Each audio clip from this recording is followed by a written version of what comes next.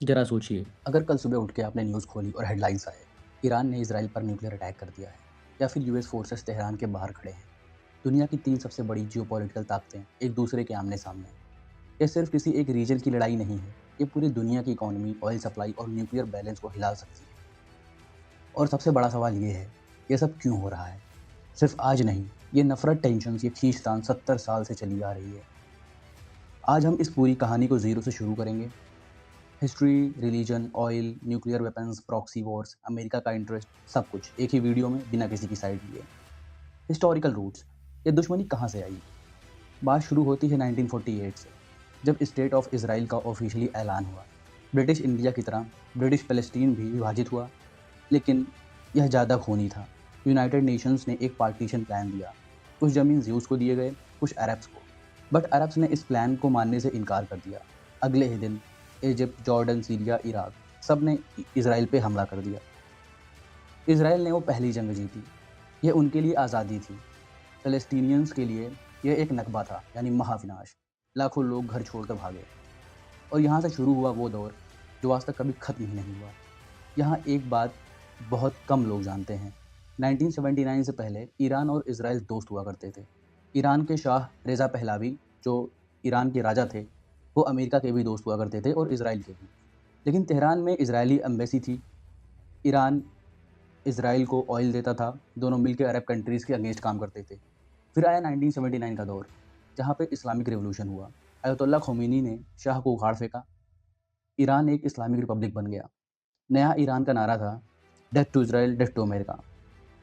एक रिवॉल्यूशन ने तीन कंट्रीज़ की जियोपॉलिटिक्स को हमेशा के लिए बदल दी। 1980 में सद्दाम हुसैन ने ईरान पे हमला किया। एक अजीब खेल शुरू हुआ। अमेरिका ने इराक को सपोर्ट किया ईरान के खिलाफ।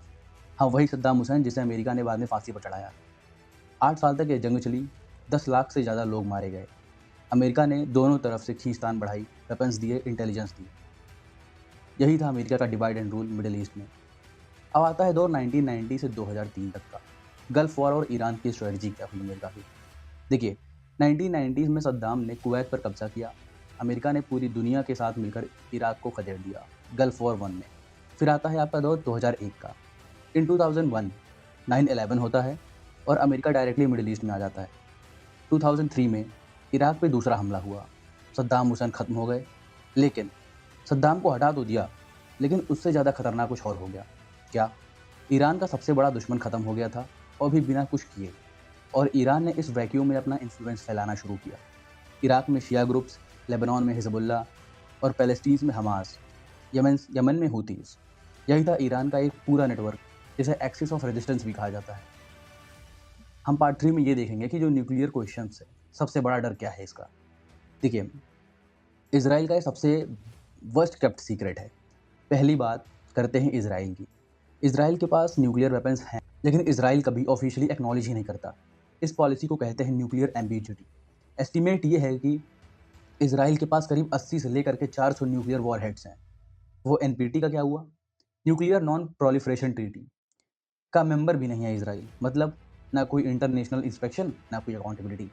लेकिन इसराइल का लॉजिक है, अगर कोई हमें तबाह यानी ख़त्म करने की कोशिश करेगा, तो हम सबको ले डूबेंगे। इस स्ट्रेटजी को कहते हैं सैमसन्स ऑप्शन। अब ईरान का न्यूक्लियर प्रोग्राम क्या सिविलियन है या फिर एक वेपन ग्रेड का है?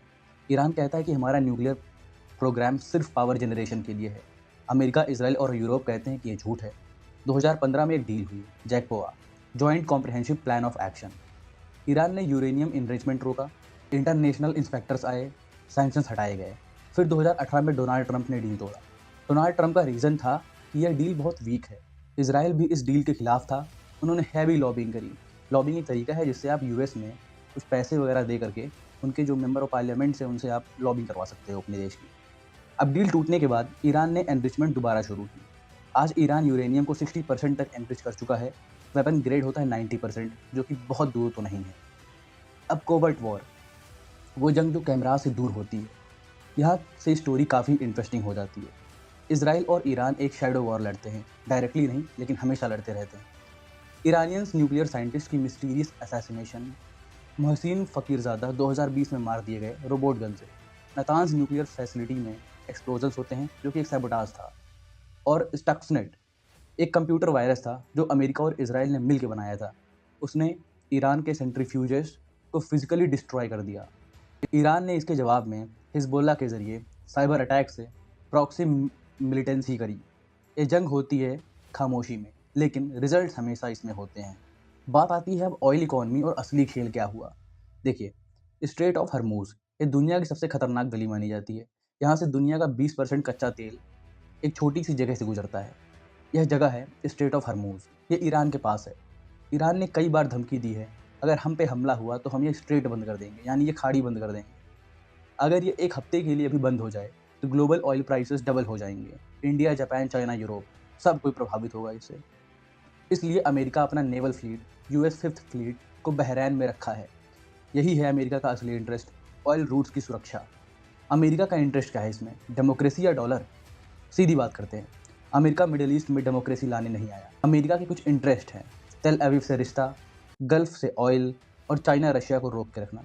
इसराइल अमेरिका का सबसे पुराना एलाई है इस रीजन में। अमेरिका हर साल इसराइल को 3 से 4 बिलियन डॉलर्स मिलिट्री एड देता है। आयरन डोम सिस्टम दिया हुआ है, ज़्यादातर अमेरिकन फंडिंग से ही जो कि बना हुआ है। अब बात करते हैं एआई पैक की, American Israel public affairs committee, जो कि वॉशिंगटन की सबसे पावरफुल लॉबी है। हर यूएस प्रेसिडेंट, वो डेमोक्रेट हो या रिपब्लिकन हो, इससे फ़र्क नहीं पड़ता, हर कोई इसराइल को सपोर्ट करता ही करता है। यह फ्रेंडशिप सिर्फ वैल्यूज़ की नहीं है, ये एक स्ट्रेटेजिक पार्टनरशिप है।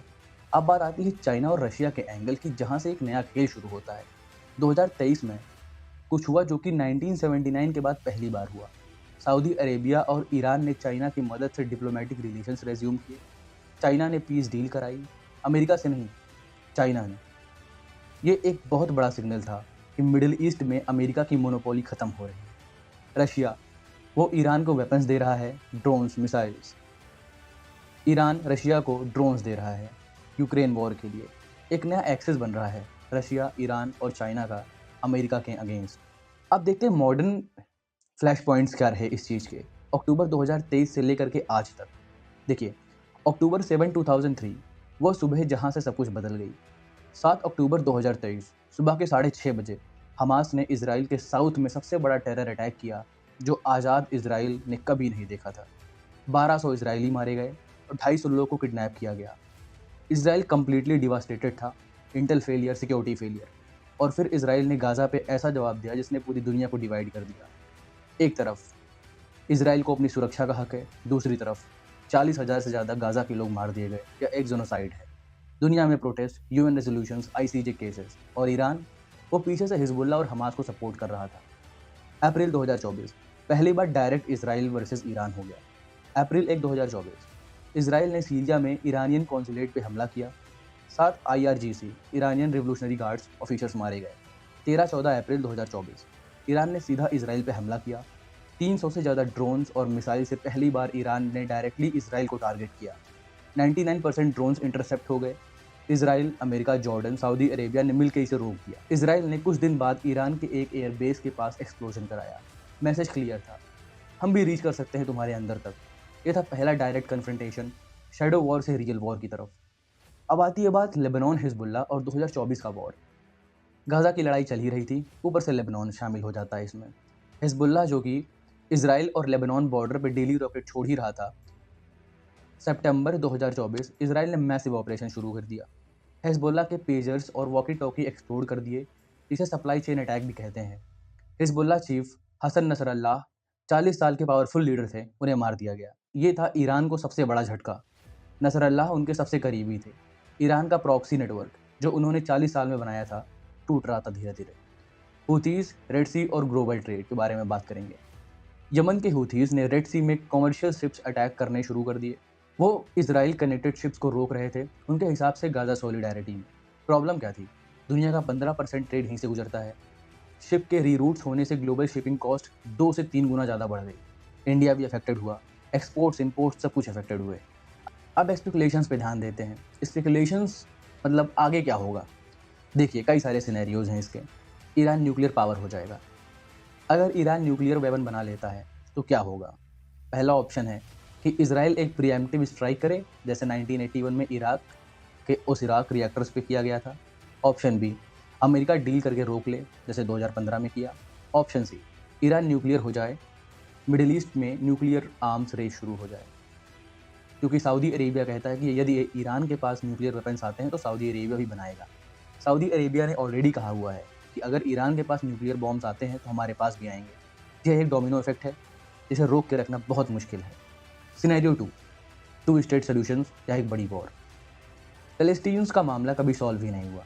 टू स्टेट सॉल्यूशन, इजराइल और पैलेस्टीन अलग अलग कंट्रीज, ये फार्मूला 1990 से चला आ रहा है।